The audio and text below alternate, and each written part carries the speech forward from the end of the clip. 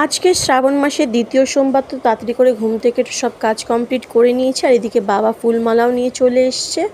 তো এবার আমি ভোলে বাবা স্নানের জলটা তৈরি করছি। এখানে গঙ্গা জল, দুধ, ঘি, মধু, ভাং পাতা এইগুলো দিয়ে আগে ভোলেনাথের স্নানের জলটা তৈরি করে নিলাম। আর এদিকে আমার পুজো সব কিছু রেডি করে নিয়েছি। এবার আমি চলে গেলাম মন্দিরে পুজো দিতে, কারণ এরপর অনেক ভিড় হয়ে যাবে, তাই পেরিয়ে পড়েছি। আর আমার এখানে পুজো দেওয়া কমপ্লিট।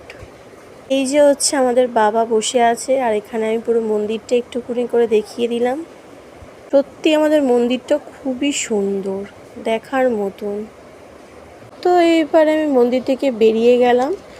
আর আমাদের মন্দিরটা দেখুন বাইরে দিয়েও কতটা সুন্দর। আর আমার সব থেকে প্রিয় জায়গা এইটাই। তো তারপরে আমাকে ওখান থেকে মিষ্টি দিয়েছিল, সেটাই খেয়ে নিলাম। তো এবার আমি চলে গেলাম বাড়ির দিকে।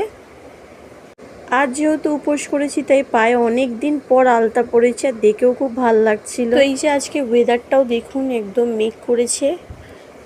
তো বাড়িতে পৌঁছে গেছি, কিছুক্ষণ পর দেখে আবার বৃষ্টিও স্টার্ট হয়ে গেছে। তাই একটু জানলার সামনে বসে বসে নিজের মতো সময় কাটাচ্ছিলাম।